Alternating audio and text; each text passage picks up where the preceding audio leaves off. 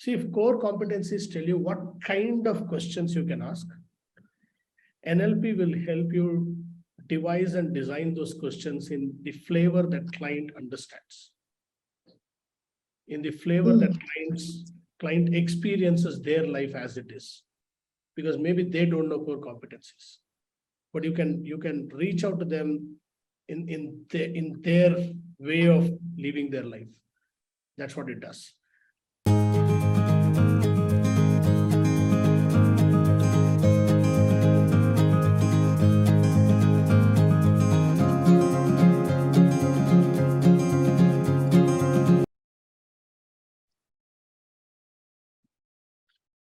Hello, everyone. Good morning, good afternoon, and good evening, wherever you are joining in from. I am Kiva from Kocharya, and it's lovely to have you all here with us today. As you all are trickling in, please do use the chat box here to share with us where you're joining in from. Okay. Eva, am I looking at the right place? In my phone, I have no idea where to look sometimes. Yes, I think it's perfect. It's fine? Okay, thank you. Absolutely fine. Absolutely fine. Okay. Huh. Hello, Deepa. Hi, Mark. Hello, Sanjay. Hi, Pat. I think you joined us last time as well. Good to see you. Hello, Nan. Hi, Nan. Lovely to see you here. Hi, Wendy. Hello, Nan and Wendy are in my classes. Nan in my MCC class and Wendy in the Advanced Executive Coaching. Wonderful. Hello, Khyati. Hi, Kitty. So, as everyone is joining in, I am going to just take 2 minutes to share a few updates with you all. So, and then after that, I'm going to hand it over to Cindy and Prakash for today's webinar. So quick updates, you must have seen, we have shared emails with you about a special offer that we've got just for you all, which is a $200 discount that's running on our coaching foundation and advanced coaching courses. So do check them out, do refer to our emails, and you can also write to us at support@kocharya.com if you want to know more about these courses and how to get the discount. So hope to hear from you on that. We also have another announcement, which is regarding a free workshop that we are doing tomorrow on mindfulness practices with Tracy Brown, one of our facilitators. And it's a time when a lot of us are going through a lot of stress and burnout. So this is a good time for everyone to just pause for an hour and join in. Like I said, it's a free workshop. All you need to do is send us an email at community@kocharya.com and we'll send a Zoom invite for this free workshop tomorrow. And just one last final announcement before I hand over to Cindy. We have our Advanced Coaching Foundation course starting on 26th with Drevan. And if any of you are interested, do write to us again at the email IDs provided above, support@kocharya and community@kocharya. So that's it from my end, and welcome again, everyone. Good to see you all here. So Cindy, I'll now request you to please take over. All right. Thank you, Kiva. Thank you. And welcome, everyone. Lovely to see so many familiar faces and looking forward to getting to know everyone else. Today we have quite an interesting topic, NLP and coaching. And our guest speaker, I think known to quite a few of you, very thought-provoking, knowledgeable, and excitable about the topic. Whenever you talk to Prakash about NLP, you always see this twinkle in his eye and you get a sense that the topic is such at ease with him, it becomes as if he's breathing the topic. Prakash, welcome to today's webinar. Thank you, Cindy. Lovely seeing you all. Yeah. And Prakash, how long have you been interested and studied NLP? 2009. Yeah, it's Oops. about 13, 14 years now. Yeah. What do you love most about it? I never had to make notes, remember, and refer to books as I walked through the journey of NLP. Initially, I remember making a lot of notes during my practitioner and master practitioner program. And it so happened that I kept consuming it in my everyday life. So today, it almost like it's NLP is there with me. So it's a subject that I really don't feel like it's some method or technique or anything of that sort that I have to really refer to notes, looking at whether I'm doing it right or wrong, stuff like that. So it comes very easy. Hmm.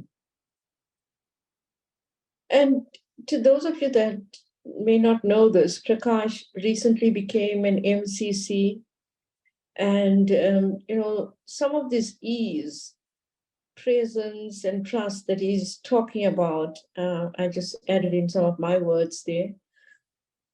He demonstrated for his MCC recordings, in his application for his MCC recordings.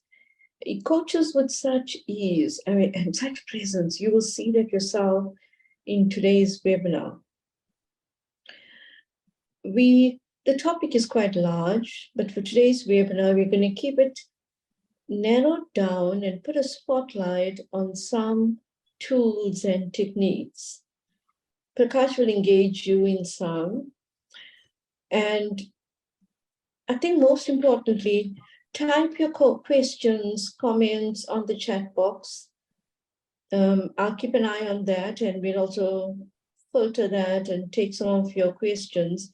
Those that we cannot take right now, you are most welcome to keep in contact with Prakash. He'll give out his email address at the end of the webinar.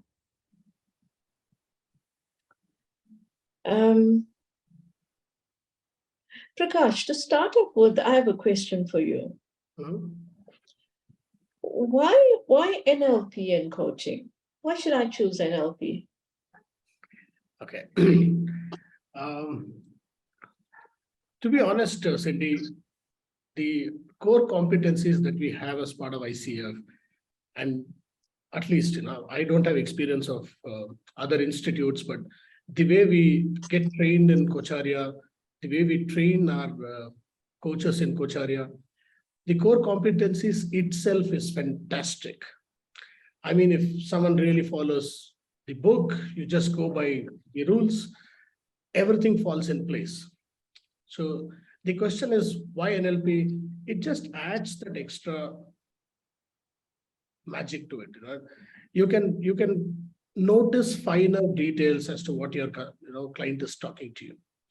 So maybe the the way your client rolls the eyes.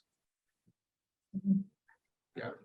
So if I ask you, do you remember who is the tallest in your family? I don't. Who is the loudest in your family? Yeah, I do. Yeah. So did you see that your eyes are going here and there? Yes.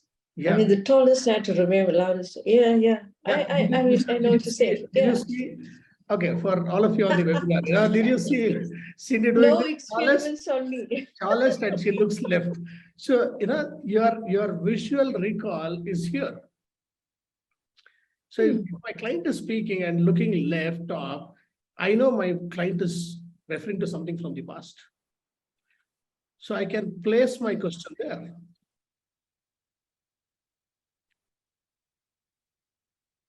So if you are not feeling okay, and if you want to pep yourself up, what is that one line you talk to yourself?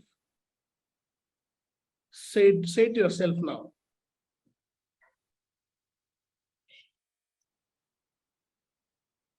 should I say it to myself, or is for everyone? You've already told to yourself. So did you see that Chili was being down, right? Right, Prakash, I'm gonna have to. I'm gonna go off video. So this is My face is gonna give me away the whole of today's webinar. so Then.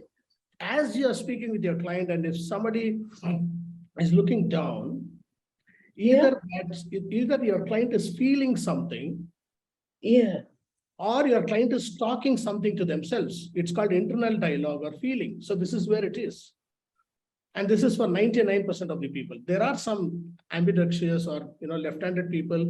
Very rarely you will see that it is opposite. So visual recall is here and the visual construct is here and stuff like that. But almost every time, that's why it's not about judging someone or labeling someone. It's about calibrating people. Notice initially, how your client is showing up, and then check. Cindy, I see that you are saying something to yourself. Mm. You can check. Or are you feeling something? What are you experiencing right now? It's something that you can ask when you see there.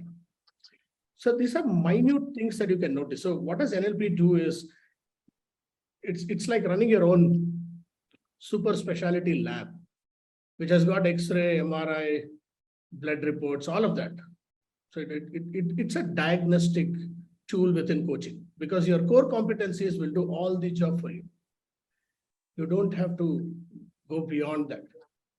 NLP is an additional lens, so you can see it more clearer. You can see it. But it sounds quite powerful, Prakash, from what you're saying. Because you are viewing or noticing or curious about little pieces like the high movement, whether it's up, down, sideways, and which I would say is a more specialized technique. I mean, you gotta really build your skill sets and then notice a bit more. As you're saying, it's a bit more, right? Yeah. So I see that sounds like a real value then in the way we interact with clients, the work of the client. And how much we go to the internal of the client. That's showing up like a value add or a benefit in NLP. Yeah. So what else? Sure. As I told you, with core competencies, this is what used to happen to me. I'm sure some of the coaches on the webinar will agree with me. When I used to do my level 1 course, back then it was called Foundation Program. So when the client is speaking, I would prepare my next question. What is that you want to take away in today's session? So client is speaking. Now I know what to ask. What makes it important for you? So, there is a template that is running in my mind, because there is this guide, which is core competencies, which is allowing me to seamlessly go and maneuver the client, which is fantastic. Now, imagine if you also had another toolkit where you're noticing the client, be in that moment, and magnify what client is telling for you automatically, and then delayer what client is sensing, feeling, sharing as it is. If somebody is speaking, telling, what, I can't manage time, I can't do this, I can't do this. At the logical levels of change, somebody is speaking from the capability perspective. So, hey, Siddhi, I hear that you are telling me you can't do this, you can't do that. I hear a lot of I can't. Who are you when you say you can't?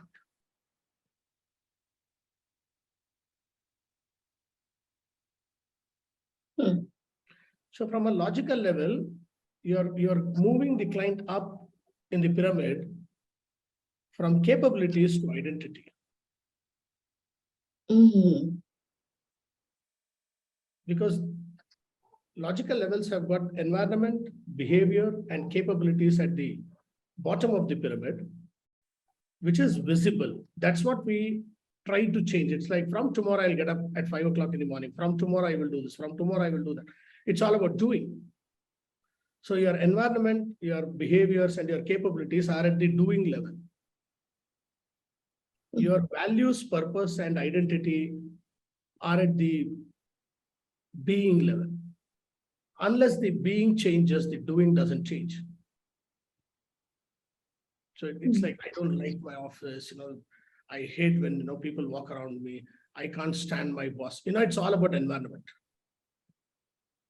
And that's a very significant part of coaching right now, because lots more people are becoming very aware of their identity, their purpose, their value, and how do they want to bring all that into multi-levels of things they do, like their work, their social environments. It's just a more consciousness. It's a more an open, spoken about consciousness that's happening at the moment. Yeah, absolutely. And the fact that people are speaking about me time itself is the identity level. People today speak a lot about me time. So, you're rightly putting it across that, people are becoming aware of their identities. And, people speak about freedom as a value. People speak about creativity or, making a difference as a value and belief in whatever they do. So in the coaching conversation, the more you unpack the being level, which is values, identities, and purpose, the more you are helping the client design their own doings. Well, that's a lovely word, design. Because that comes with a lot of thought-provokingness, looking at different options, and then they get to design exactly what they want. And of course, to that word is a lot of accountability and responsibility, and this inspiration place where I show up is important. Yeah.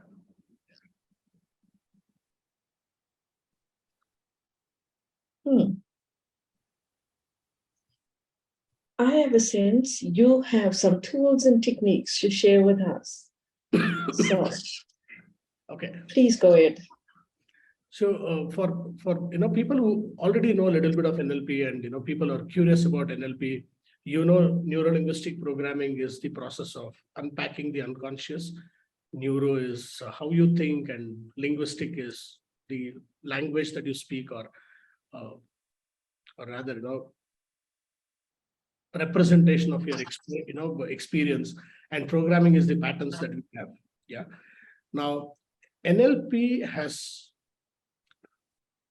many tools which John Grinder and Richard Bandler originated, or they kind of formulated, and there are a lot of tools that came into NLP fold over a period of time. That means a lot of practitioners said, "Oh, this tool is fantastic, so we will start using it." So initially they started using it. Today it almost feels like it was part of NLP from 1968 or so. So, which is not the case. There are a lot of tools which NLP doesn't own, but it has now become part of NLP, or at least it is spoken in the same breath of NLP. One of them is like David Crow's clean language. These are just 9 questions. So if someone's, if there is a client speaking and we have this client queue 5.4, I think. Sorry, I'm saying numbers, in front of Cindy, which I should not be doing, but client is showing curiosity. Client is, being, the coach is being curious. Now, very simple way of doing it, after client has shared everything, simply saying, what else? So David Groove was a doctor who treated patients with medical ailments with 9 questions, not medicines. And simply saying, and you will see client has got more to speak. Or, saying, what happens after that? So if someone says, I get angry, okay, so what happens after that? So what happens before that? Anger like what? It's a metaphor question. I feel furious when I listen to people, who are indisciplined. Furious like what? That's a lovely distinction, because you're kind of narrowing it down, right? So instead of somebody going, I'm furious, I'm furious, I'm furious, when you help them to narrow it down, attached to what? Yeah. Then it becomes more managed and in control. Yeah.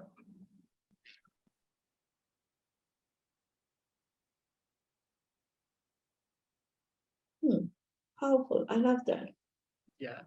So, by simply saying many a times, in our NLP, even in our coaching sessions, we speak that you need to work on metaphors with clients, because metaphors are very powerful, because it is anchored to their being. Yeah. Now, easiest way to ask is, if you notice a client speaking about, I feel stuck in my career. Stuck like what? Someone might be stuck in a jail, someone might be stuck in a cage, somebody might be stuck on a tree, somebody might be stuck in an abandoned ship. And when they say that, you can kind of use submodalities, one of the other techniques which is very powerful in conversational coaching, is when people say that I'm stuck in a cage. And as a coach, you can continue saying that, what kind of cage it is. Because the more you define that cage, the more you're helping the client to find the keys and get out of that cage. Mhm. What is that cage made of? What color is it? What metal it is? How big is it? Where are you standing in that cage right now? What do you see on the left? What do you see on the right? What do you see on the top? Where is the door for this cage? And as you talk, I'm getting a sense that, is this your cage or whose cage is this? Yeah, who built this cage? Yeah. And sometimes capability question, asking the client, Cindy, are you ready and capable to come out of this cage right now? And why would a client say no? True. And if they say yes, ask them, how do you want to do that? Somebody wants to break the cage, somebody wants to burn the cage, somebody wants to simply say, I'll do this and the cage vanishes. Anything is fantastic. Yes. And when the metaphor has changed, the experience has changed. That's what I spoke about, minute details with NLP. It is zoom in activity. You have core competencies to zoom out. You're using NLP. Because as you said earlier, and I'm just connecting some dots here, the metaphor is at the being level. Yeah.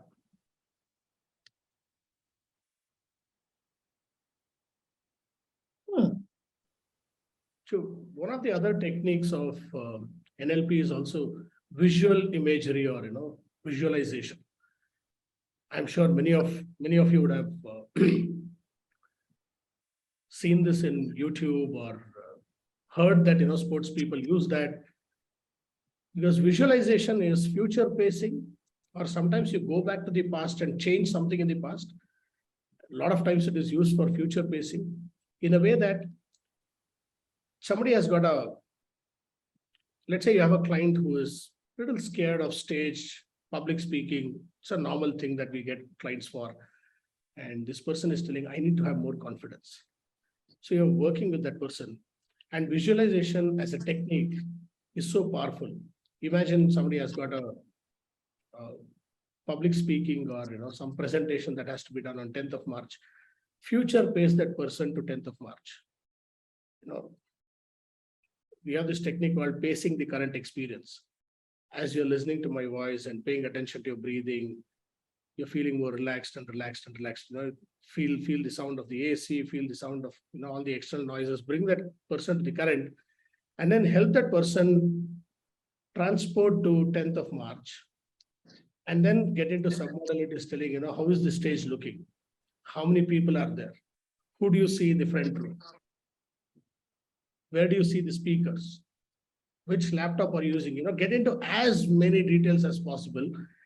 And then, because that person has lived that presentation already in the head, on 10th of March, it is replay. And we all know, we have watched a lot of sports. In the replay, no team loses that has already won in the live match. So you help your client win in the head, in the visualization. Right now, there is no way that your client can lose in the replay because it is just replay. Now you can do that visualization every day, every single day before 10th March. So you have played it 100 times before the actual thing happens. So you have sensed everything. You have felt the stage. Maybe you have also rehearsed and recited some of the lines that you want to speak in the presentation. Everything is already done. So visualization is so powerful. I remember, during my NLP master practitioner days, we used to get some live clients to work with. So one of the girl was a wall climber. It's a sport, artificial wall climber holding boulders. So this girl, wall climbing is like this. You go on the wall, there is a hanger, and then you go up, tap, and then come down. Yeah. So she is on belay, she goes in the hanger. She was just 12, 13 years old. She used to get stuck in the hanger because it is almost parallel to the ground. And she used to come down. After that, we were talking to her as to what has happened to you there. She said, I don't know. So 6 or 7 days later, she came. She started climbing the wall. She went through the hanger like crazy. She went on top, tapped, came down. She said, belay. In climbing language, if somebody says belay, that means I'm ready to climb. So she said belay again. She went again, tapped again, came back. I was curious. I asked her, no, how did this happen? She said, I was sleeping in my room. I saw a lizard on the ceiling. I said, lizard can walk on the ceiling without falling down. So whenever I go to hanger, I am lizard now. So whenever I go to the hanger, I visualize I'm lizard now. So very powerful metaphor. She is becoming lizard, visualizing and becoming lizard whenever she gets to hanger. So there is no way that she can fall. Only Prakash can fall, lizard can fall. It's as easy as that. Swimmers do it a lot of times. They visualize being dolphins. Sports people visualize being some beast and monsters and stuff like that when they come. So it kind of, visualization is a great technique that NLP offers. And it can be used in, a guided meditation is visualization. So sometimes, you get this YouTube videos where guided meditations are there. It's visualization. It's in those simple words. If you believe it, then you see it happening. And you then of course, to repeat the word, you believe you can do it and you continue it. Yeah. I love what you're saying. You explained it in such a simple way, with so much of power in the action of it. Yeah.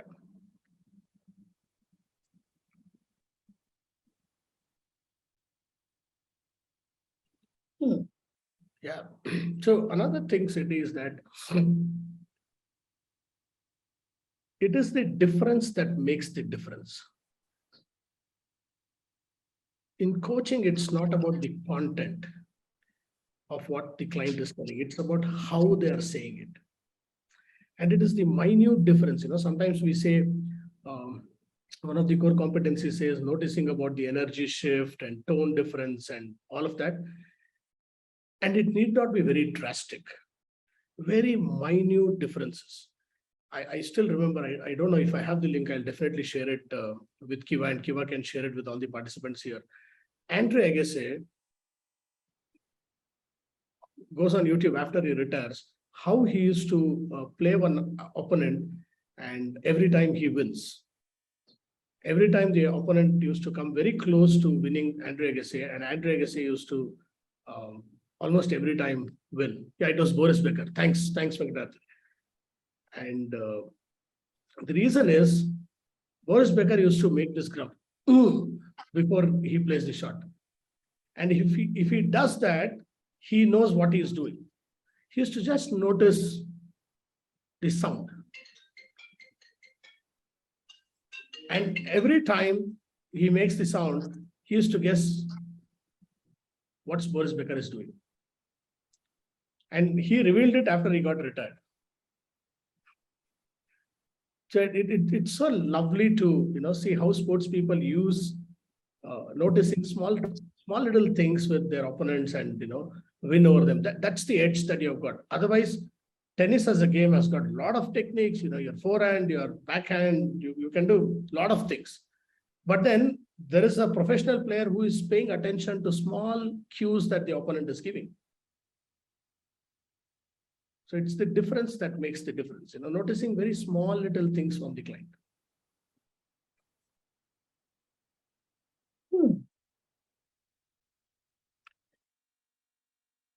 So in MCC, you know this, right? Because many times you heard my language around, we're almost at the end now. It's just about making small tweaks. Yeah. And only you can do that to the coach. Only you can make those tweaks for yourself if you pay attention to it and figure out for yourself what are those tweaks. I love the sense of responsibility and accountability that sits with that. Yeah. It's not spoken, it's the unspoken part of it, right? All you're doing is making small tweaks, but the practice of it has so much more attached. Yeah.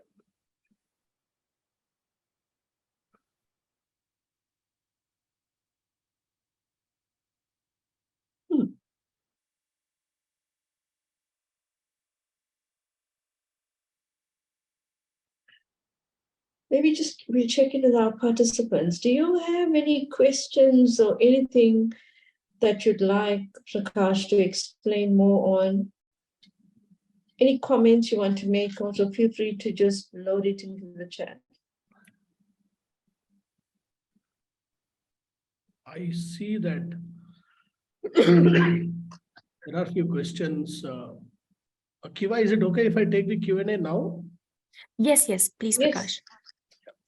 If while the client is sharing with you are already thinking about the next question, am I not missing to be present with the client with my preoccupation with the question? Absolutely, Shanti. If I'm already thinking about the next question, I am not in the moment. And I am guilty of doing it when I started coaching, and I confess that. It used to happen. I don't know for how many of you happen. It used to happen to me. Is there anything the coach should do to make the client play the winning shots in the replay and not play the lofted shots to get caught? Thanks for that question, Raghuram. That's what is called anchoring. So you kind of anchor the client to something very powerful, something very resourceful as you do the visualization. In fact, a little advanced technique of visualization is called new behavior generator. It's a step-by-step process as to how you put client to a future action that client wants to take. It's like somebody who's not very confident driving the car. Even before you get inside the car, you do this new behavior generator a lot of times with the client and anchor. Maybe somebody is low on confidence. Somebody can be claustrophobic. I don't like small places even today. I don't even like small lifts. I somehow don't like all small places at all. Even as I speak, I'm not comfortable. So when I started driving the car, more than the skill or traffic or the fear of hitting someone or me getting hit, I did not like the smallness of the car. So if you are working on anything of that sort, you kind of do this new behavior generator to anchor that person to something more resourceful, something more useful. Yeah. And you anchor it so much that in the replay, there is a good chance that that person replays the anchor also, so that it is very powerful for them. So I remember, when I was doing my practitioner program, my coach worked with me because I was the demo baby there. So I did bring up this problem, telling why I don't have a car, because I don't like small spaces. A bike would tell me that, whole world is mine, everything is open, but a car put me inside. So, and then, the reason why I should have a car was like, I was getting married, and, I was anchoring that, my wife is sitting next to me, and we are going for a long drive, and I'm really liking it. We are listening to music. So that overpowered my uneasiness about small spaces. So over a period of time, working on it, that I'm enjoying the drive, the music, the companion, that overpowered my uneasiness of smallness. That does not mean it has worked in every area of life. I still don't like very small spaces, but that is not true for car anymore. So that's what, that's how you can, actually help client win in the replays. Program, hope I've answered your question.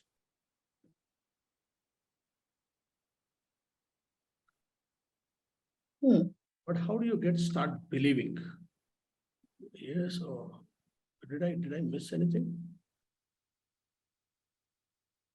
In case a person is unable to imagine, visualize their future self for some reason, is there any way NLP to help them get out of the block?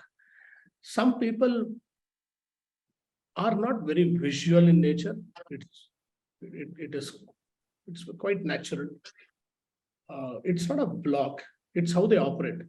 Somebody are very auditory in nature. They would like to speak. They would like to listen. Or someone can be very kinesthetic. Somebody want to feel and do things. Yeah. So noticing how client operates, because not able to visualize the future is the representation issue. If I don't see anything for my future, and just because there is a session, I can't make up anything. If I have one, and if visualization is not happening, that means I operate differently. For instance, it's very difficult for me to put images in my head. I'm very kinesthetic, so I can feel a lot. So as a coach, you can ask a lot of feeling questions rather than asking, can you see this? Can you ask me, telling, just feel this, experience this. How is the temperature on your body? Which hand is heavier? Which leg is heavier? Can you sense the breeze around your head and neck? The whole thing is becoming cooler. So, a kinesthetic person can actually do that rather than asking for a person to only visualize. Can you see this and can you see that? Yeah. Yeah, I like that it includes different people's learning styles and the way they relate to things. Yeah. Yeah. Yeah. So I want to check with you, Prakash. Is there an exercise that you want to engage everybody in, considering the amount of time we have left, or do a slides, or show some slides or anything? I can't see all the participants. Is it only for me? No, you won't be able to see them, but you can guide. You can do some guiding if you want. Yeah. Okay. So let me just.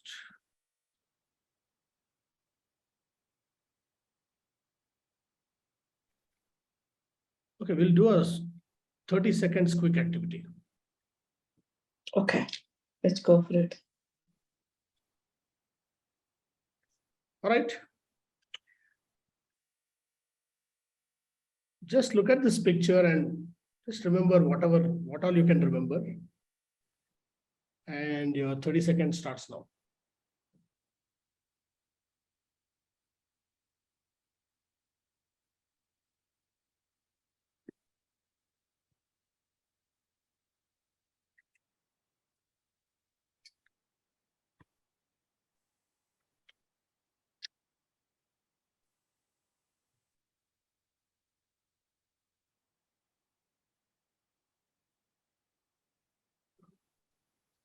So what do you see? Lots. People find lots, right, Prakash? Brilliant. Yeah. I have a next question. What do you think is happening here?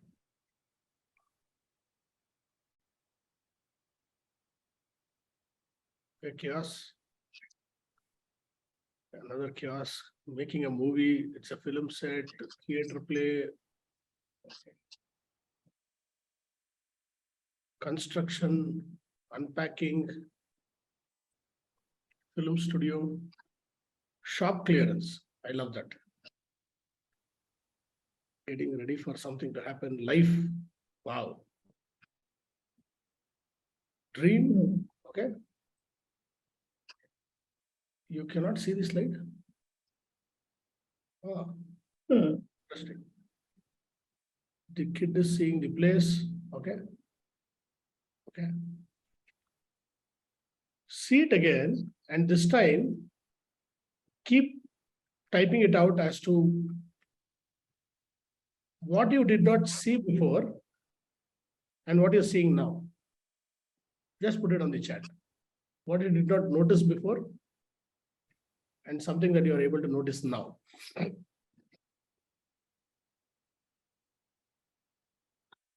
Mm.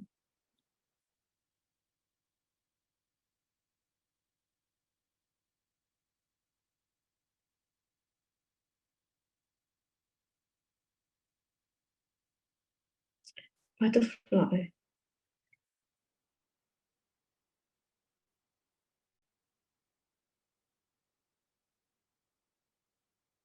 Okay.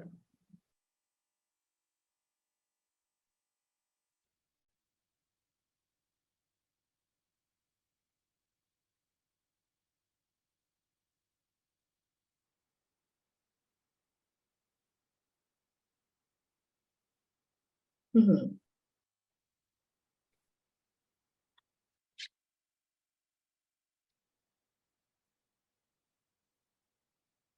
Brilliant. Now, every time, maybe after 5 minutes, maybe you can take a screenshot of this, see it after 5 minutes. Trust me, you'll see more. Trust me, you'll see more. Because everything that we see, hear, and do and feel, the first thing that happens to the information is it gets deleted. Generally, when you look at anything, the amount of information that hits our nervous system is close to 2 million bits per second. And what we retain is 7 plus or minus 2 bits per second. What happens to other things is everything gets deleted. So deletion is the first process. That's how we process neurologically. And then becomes generalization. Somebody said there is a dead body. It's easy. I saw 2 legs from the cart, and if I say dead body, my job is done. It's easy. Yeah, because generalization is, it gives me speed. It gives me speed. Parrots are green. Are there parrots which are not green? Probably, I don't know, but it's easy for me to say parrots are green. It makes, it gives me speed. And distortion is what I just answered. It's a film set, it's unpacking, it's chaos. It's the meaning that we associate to anything that's happening around us. So we delete to focus, we generalize to speed, and we distort to create meanings. And the neurological process gives us the behavioral output. So input is coming from visual, auditory, kinesthetic, olfactory, and gustatory through all the 5 senses. And we process it by generalization, deletion, and distortion, and then give our behavioral response. So how many of you here If somebody is bleeding profusely, you can't stand it, you get scared. Say yes. How many of you? Yeah. Yeah. Yeah. And the same thing for a doctor is very different. So what can scare me is very different for a doctor. Doctor starts thinking, what is the best treatment that I can give to this patient? And maybe, at least for me, I'll be thinking, what do I do with this person right now? Same thing, doctor also is thinking, what do I do with this person right now? He's thinking medicine, I'm thinking chaos. So the distortion is the meaning that we create, and that's the behavioral response. So I see something, sorry, I see something, I hear something, I feel something, and I process it neurologically to create my behavioral response. Mhm. Yeah. So That's very interesting, Prakash. So we delete the things that don't make sense to us, adds no meaning. And we remember what makes more sense to us and has meaning. Is that it? By process of deletion, as you're saying. yeah. So we can delete something that is useful for us, which Yeah. is called unhealthy deletion. So let's say if I have a small fight with someone, I have deleted all the goodness in that person and I've only magnified that fight, that moment, that tone, that one word. How dare you call me this? The whole experience of life is deleted. That one word, you called me this. Yeah. Maybe we are friends for 20 years. We have been friends and buddies for 20 years, for all good and bad. One word. What is left behind after deletion is focus, and what you focus magnifies. And energy flows where the focus goes. Energy flows where the focus goes. If I focus on something bad, that magnifies. If I focus on something good, it magnifies. So in a way, neurologically or unconsciously, I'm choosing what to focus on. So as a coach, you can help your client shift the focus, maneuver them to see the right things for themselves. Because when you change what you focus, your life experience changes. When you change the meaning, your life experience changes. When you change what you generalize, life experience changes. Yeah. And Pat said, just say that again. So I'm repeating. I said, you receive all the information by all the 5 senses. And unconsciously, neurologically, you process it by the process of deletion, generalization, and distortion. By deletion, you are bringing focus. By generalization, you bring speed. And by distortion, you create a meaning for yourself, distinctive meaning for yourself. And that neurological process creates the behavioral response for you. I love the part where you said, where you give energy, that will be the focus. Yeah.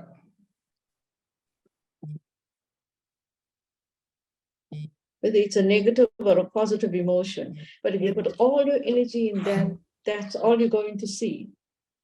Absolutely. Absolutely. In that case scenario of the friend, because we give energy to that one word that person called you, then we kind of deleted 20 years and we gave focus just to the one moment. Yeah. Yeah. And especially in relationships, what you magnify creates the experience.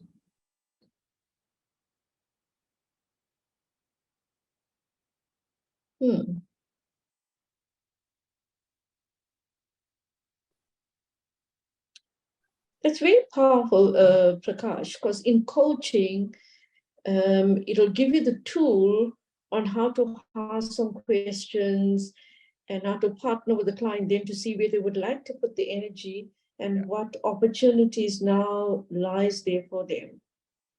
Yeah, absolutely. Absolutely. See, if core competencies tell you what kind of questions you can ask, NLP will help you devise and design those questions in the flavor that client understands, in the flavor that client experiences their life as it is, because maybe they don't know core competencies, but you can reach out to them in their way of living their life. That's what it does. Okay, so someone has asked a question: how do we coach someone who speaks continuously and does not pause for either reflection or even question? Oh, that's a wonderful. Oh, that client is good. I mean, it's it's like holding the mirror to them. What's making you speaking so much? I see you speak so much. It's wonderful. Or you invite a moment of silence. Yeah. Invite the client into the silence. Yeah. Or the reflective moment. Yeah. Or sometimes be amused to see how the client is speaking. Let them go on. Maybe they speak the problem, they speak the process, they speak the solution, and they even close the session for you. See, as a coach. But that's good. That's good for the client, right? They offloaded it. See, as a coach, one of the things that I've realized in the recent times is it does not matter what I do. What matters for me is what happens to the client. It's okay if I've not done some process. It's okay if I've not asked some question. If without question, if client is answering something beautiful. So I'm not getting anxious that, oh my God, 9.1 is gone, 9.2 is gone, 8.2 is gone. It's okay. It's okay. But fact is, if somebody is going on and on, something is going on and on within them. And that is something that coach should appreciate and partner with the client to see what is going on and on within them. Prakash, I see lots of curiosity here and some questions. And just in case we don't get enough time in the next few minutes, please would you type your email onto the chat box in case people want to reach out to you. Sure. And coaches, if you want to learn more, Prakash is doing a program coming up soon. You can, okay, I can give you the details. I'm not sure when. Do you remember when, Prakash? It's in March, right? March 18th. March 18th. Okay. So Prakash has got a foundation program for coaches. He's also got a learning program, meaning you can just come and learn some tools and techniques. It's a short program, I think 4 weeks. Yeah. Yeah.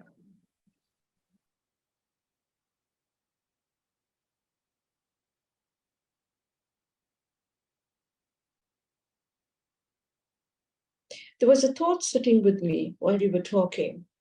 And while you were explaining some of the tools and techniques, I was thinking to myself, the power of silence and reflection shows up in almost everything that you offered. Because it's a slowing down. When you pay attention to something, there's such a slowing down that happens. Absolutely. Absolutely. Like how I'm previously thinking about something or currently something, in order for me to think about it in a different way, no matter what the trigger, whether it's the lizard or what it is, but I need to slow myself down to give myself enough time to think of the new. Yeah. I could imagine that example in the quietness of the night, noticing the lizard on the wall, and you connecting some dots for yourself. Yeah, absolutely. Absolutely. Raghuram is asking, can we stop, please? Kiva, is there a way participants can speak? No, I'm so sorry. In the webinar, they'll only be able to chat with us. Chatting is boring. Sorry, Raghuram. We will talk. We will talk. Yeah, you got Prakash's number. Feel free to reach out to him. Yeah. He's always so flexible and open to talking to anybody.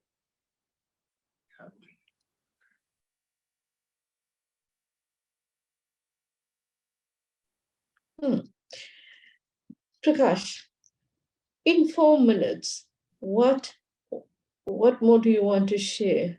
I don't want to direct a question here. I'll just leave it with you. What more do you want to share?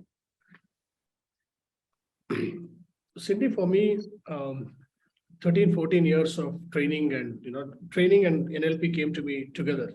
I started my training journey and I also started my NLP journey probably 6 months later. And I'm very fortunate that somebody introduced me to NLP. And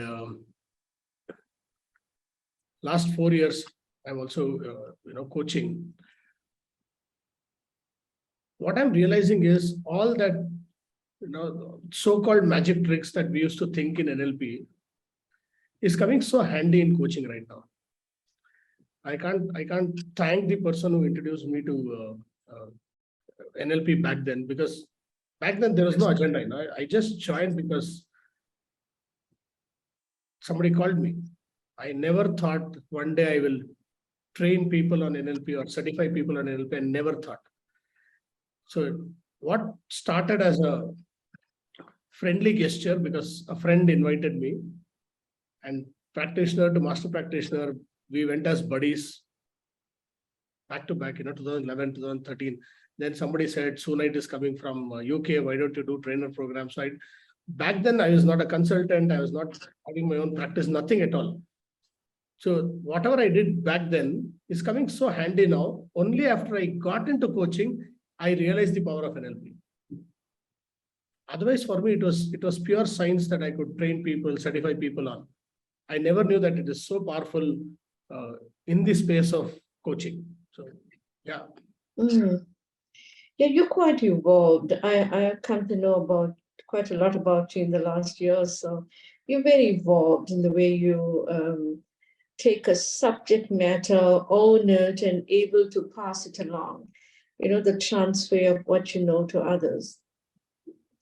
It's a beautiful process. Your language is also so simple. It's very easy to follow.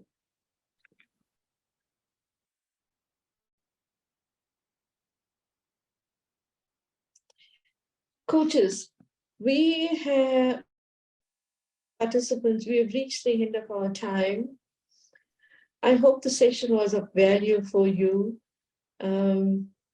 There's so much more, we didn't even go into perceptual positioning, which is a very powerful tool in NLP. And I've seen Prakash demonstrate that tool, really beautifully done. But it takes some time, which is why we didn't use it today. But feel free to reach out to Prakash if you want to know more. And as I said, he's got a short program just for learning purposes. It's quite a reasonably priced program if you want to learn with Prakash. We can tell you about it or Kiva will. You will get a recording of this webinar, so do not worry, you will have that. And we'll see you all next month. Prakash, you can close. Thank you all. I'd love to connect with each one of you if you are interested. Kiva can share the email ID, and you have the recording as well. Thank you. You do that. Thank you so much, everyone. Thank you, Prakash. Thank you so much, Kiva. Bye-bye.